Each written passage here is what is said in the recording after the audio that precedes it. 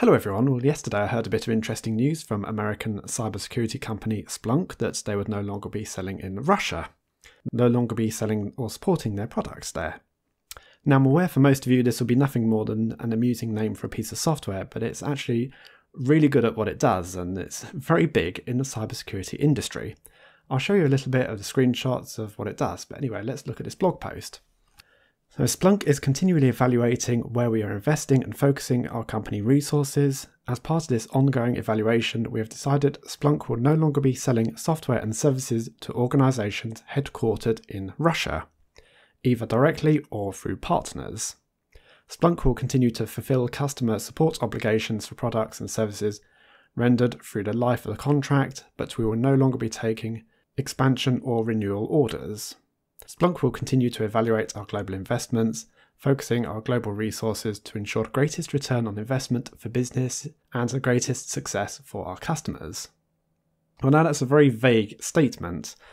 Now you may actually think that they don't actually do any business at all in Russia, but from what I understand, that's not true at all. They have some quite big businesses and banking companies that have invested in using their product. And I'm sure there's a lot of money to be made in Russia. It is the 11th biggest GDP. I'll show you a little bit about it. Splunk is big data collection and analytics. And this will be nothing more than some screenshots of some fancy looking graphs. As an enterprise security add-on for Splunk, they charge even more for that. And there's some lovely screenshots. This is probably the view I'm more used to, albeit without that awful background, which appears to be partially transparent. The normal background is a plain white. Anyway, it's just basically log data. But the price they're charging for this collection of log data, it's quite a lot really.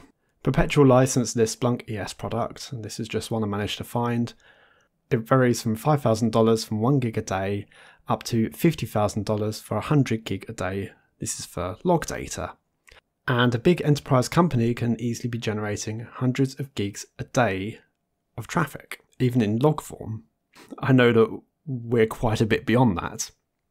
So yes, suffice to say that product is quite expensive for the volume of data. I know that my salary is a lot less than we pay for the license for Splunk, so I'm using something that costs them more than it costs to pay me to use it. The share price of Splunk did seem to do alright yesterday, but it has dropped today. Splunk was founded in 2003 and is now valued at just over $20 billion US. In January 2018, a Reuters report revealed that the Russian government had requested access to source code of several cybersecurity and enterprise cloud vendors. The report said that Symantec, McAfee, HPE, Microsoft, and SAP honoured the Russian government's requests. The only company who refused, as named by the reports, was American cybersecurity firm Trend Micro. Symantec later also stopped allowing code reviews. So it doesn't mention anything about Splunk there, and I suspect full well that they would want to keep their source code very much hidden, considering how widely used it is. This is the report from Reuters. The Pentagon had said that source code reviews by Russia and China may aid such countries in discovering vulnerabilities in the products. The Pentagon is not alone in expressing concern. Private sector cyber experts, former US security officials and some US tech companies told Reuters that allowing Russia to review the source code may expose unknown vulnerabilities that could be used to undermine US network defences. Even letting people look at the source code for a minute is incredibly dangerous. Sounds a bit far-fetched. And here's a question for any programmers there. How much could you really learn about the source code of a particular program in 1 minute?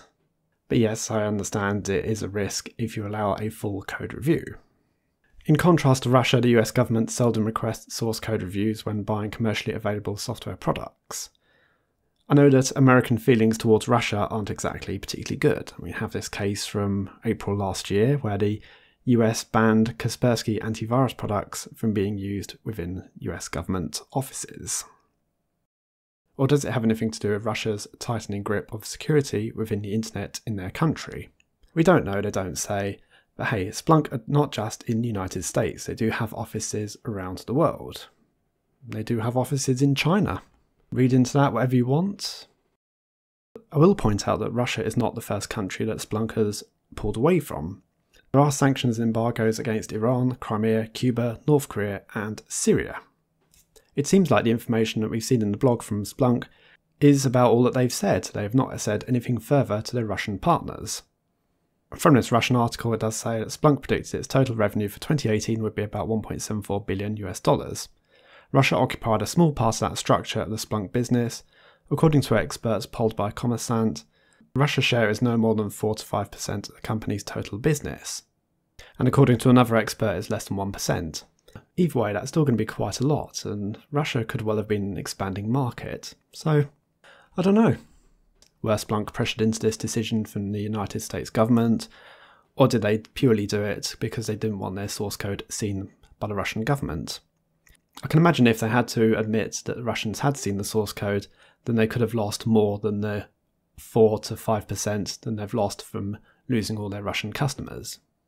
Who knows, but anyway, that was news about Splunk no longer doing business with companies in Russia. Thanks for watching, see you all later.